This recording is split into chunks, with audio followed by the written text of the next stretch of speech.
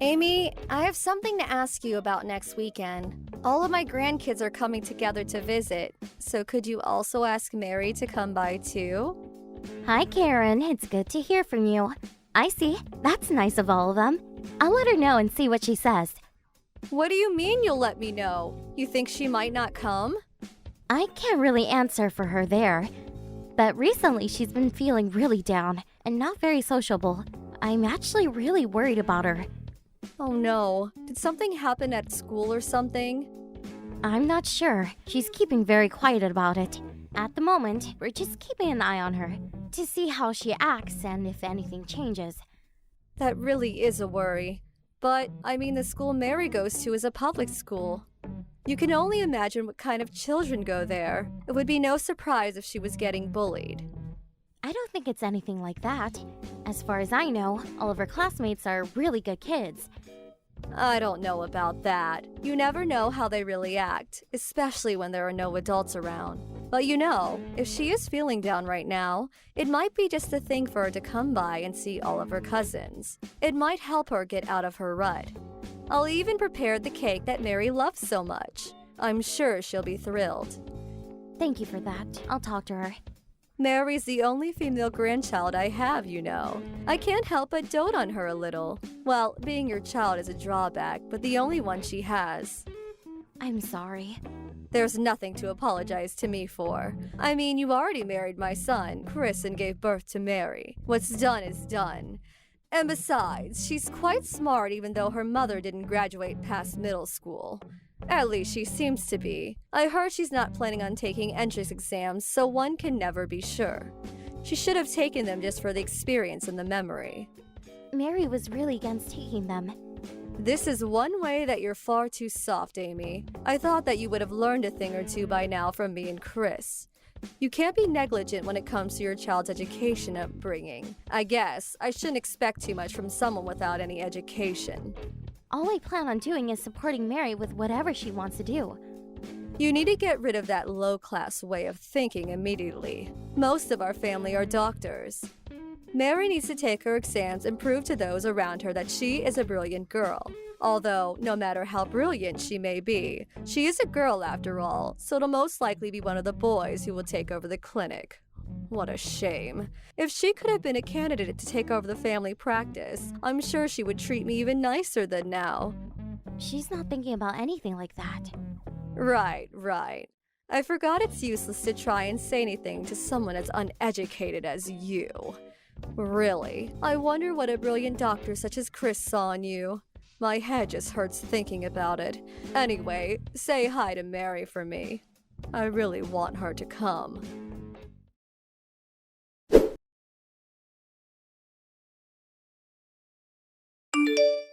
Karen, I have something to talk to you about. It's about Mary.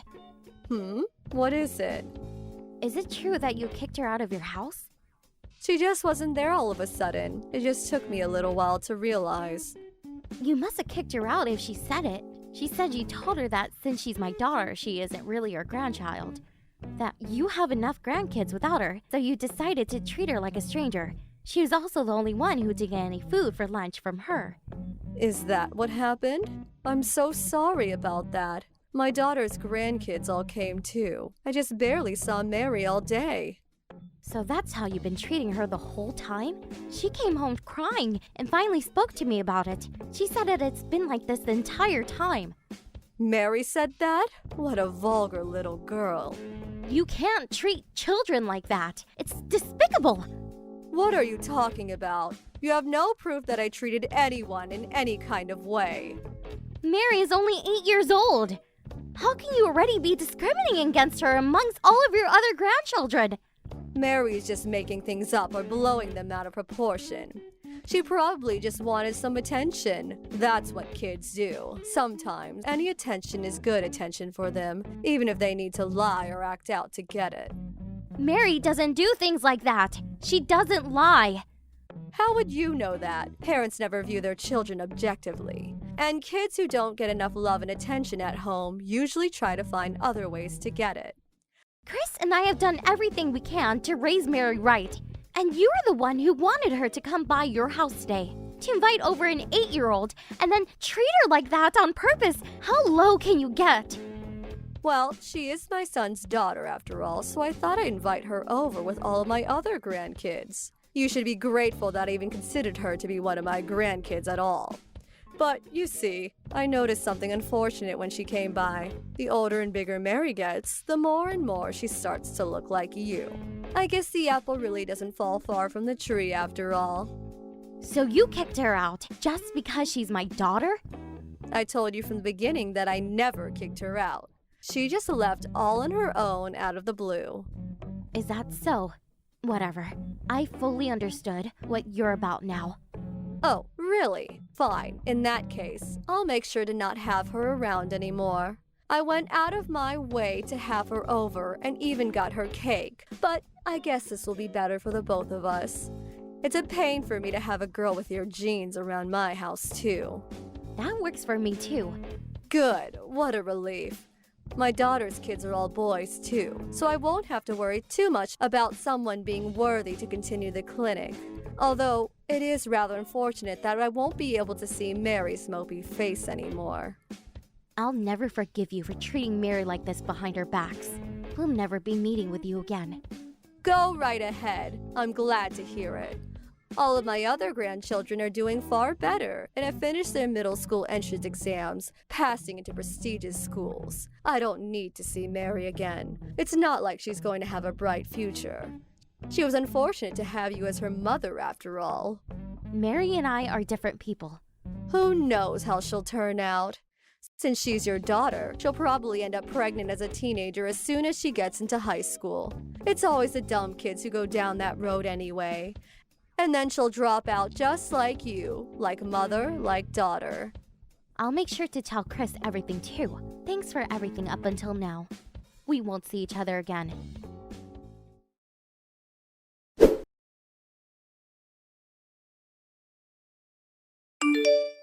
Amy, it's been such a long time.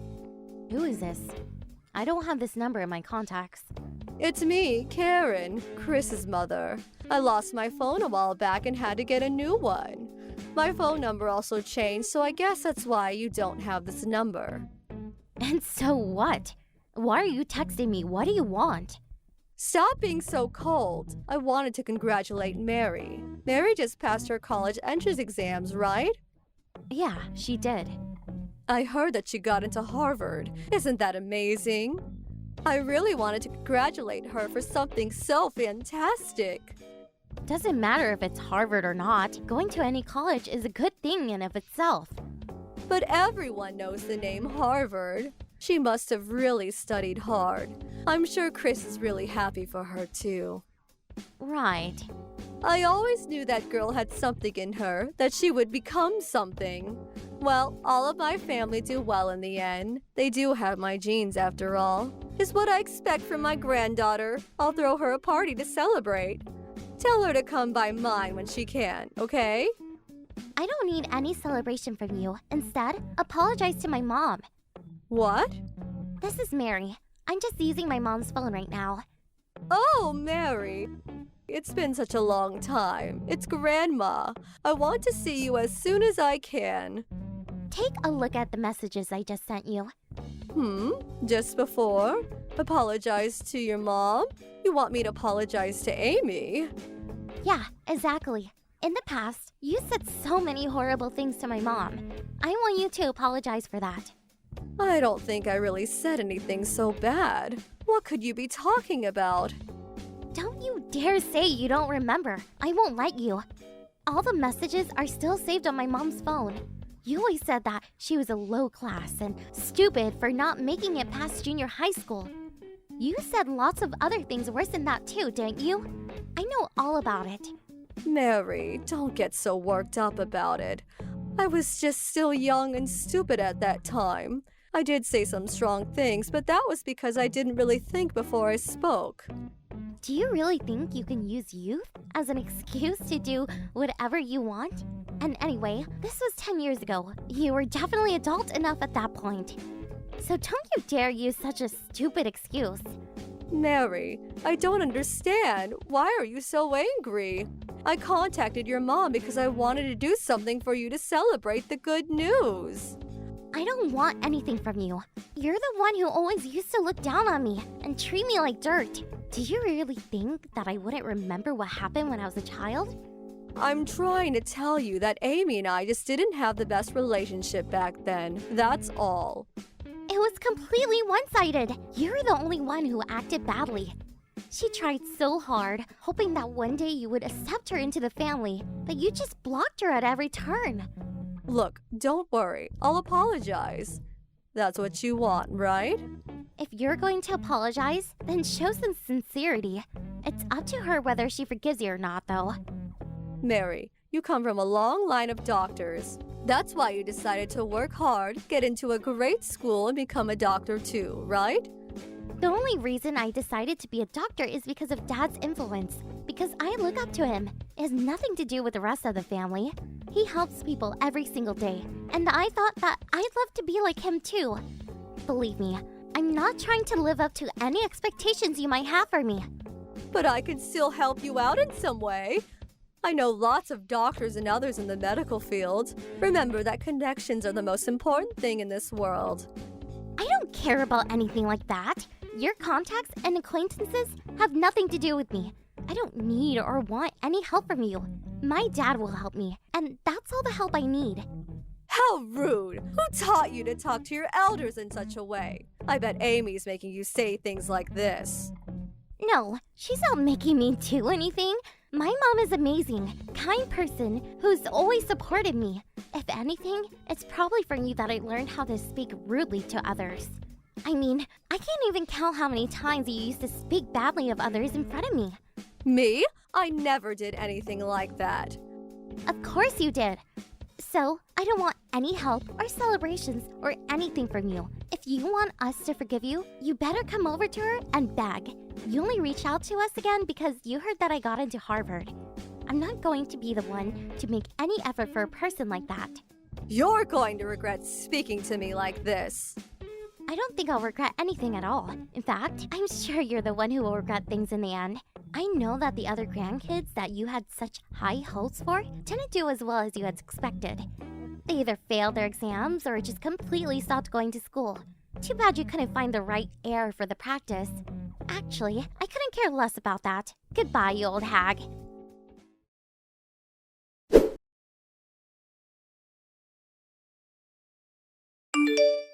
Amy, I have something to talk to you about.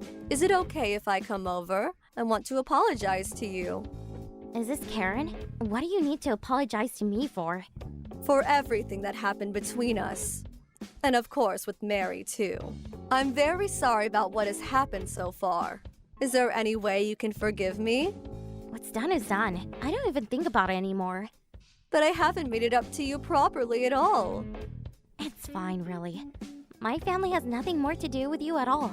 That's all I need, not an apology from you. Don't say things like that. Remember that your husband is my son. We're connected by blood, and Mary as well. I still think of her as an important member of the family who can continue the family business. I thought you said your male grandchildren were more than enough. You're the one who said that Mary had no place because she was a girl. So please, look after the grandkids you think are more important enough to deserve your attention. We'll do things our way on our own. But all the others ended up being completely useless. Apart from Mary, one other younger child took college entrance exams but ended up failing. And today, I got a call from his parents. Turns out he ran away from home. I heard that he had been pressured by everyone to do well. It must have gotten to him eventually. No, he just didn't have any talent. It must have been his father's genes. I never should have let my daughter marry him. All the others are much the same too. They strayed from the path, so to speak, or barely making it into low-grade high schools. Mary is the only one I can really rely on now. Mary's also related to me, though. So, as you said, she can't be all too great with me for a mother. I'm just a low-born woman who never graduated high school. That's not true at all. I mean, look at what you were able to achieve despite your family situation. It wasn't because you're not an intelligent person. So, while understanding that much, you still decided to make fun of me before? That just makes me want to have nothing to do with you even more than before. Don't say that. I really am sorry for how I behaved. I really reflected on it and made a change. At this rate, there won't be anyone to carry on my husband's medical practice. Then I guess it will have to shut down. There's no way I'll let that happen. It might not be a big practice, but the family worked hard to keep it running. That's got nothing to do with us. You made sure of that before. Now, never message me again. Chris also has no intention of involving himself with you either, so you can save yourself the bother of trying to contact him. Amy, I'm so sorry. I shouldn't have looked down on you or said such horrible things. I'm really, really sorry. I don't care what anyone says about me. You're free to do what you want after all, but I will never forgive you for what you did to Mary, your granddaughter. Even if Mary did find it within herself to forgive you, Chris and I never will. Please, Amy. I'm so sorry. I'll even get on my knees to beg forgiveness. I'm getting sick of hearing the same thing from you over and over again. I never want to see or hear from you again. You can just think about and regret what you've done for the rest of your life. I'm sorry, Amy. I'm sorry. As Mary said, you're the one who ended up with regrets, not us. You were also the one who didn't care about cutting ties with us. Have you really forgotten what you said yourself up until now? I wonder who really is the one with no brains.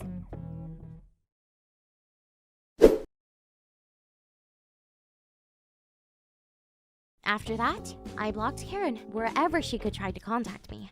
Of course, Chris also supported me and ignored all of her texts and calls. Karen, her husband, caused a big fuss over who was going to take over the clinic. But it has nothing to do with us anymore. Karen also started to blame her daughters for not giving birth to a worthy enough child. And from that, her other children also began cutting ties with her. They say that no one wants to speak badly of their own children because of the love parents feel. But Chris's sister found out that wasn't the case and had to wash their hands of their own parents. All of the grandchildren who they thought might succeed and run the clinic started to move away from becoming a doctor as they grew up and followed other passions. I'm sure that soon the clinic itself will have to shut down with no one to run it. But as I said, none of that concerns my family at all. I think it's good for them to regret the mistakes that they made and continue living with them. Mary, on the other hand, started college and is having a great time on her way to becoming a doctor. But more than that, she says that she is extremely grateful that I raised her in such a kind way and always supported her dreams without trying to force her down a certain path. I might not be the smartest, but I'm happy with the way I've raised my daughter. She always has friends around her who she is willing to help, and she has also helped many of them before. She's never been the most sociable person, but is always ready to lend a helping hand to whoever is in need. It took her a long time to even tell me about how her grandmother was treating her. I'm sure it's because she didn't want to upset me or make things more difficult for us. That just shows what a kind heart she had, even as a child. Chris and I are going to continue to look after her and support her in any way we can.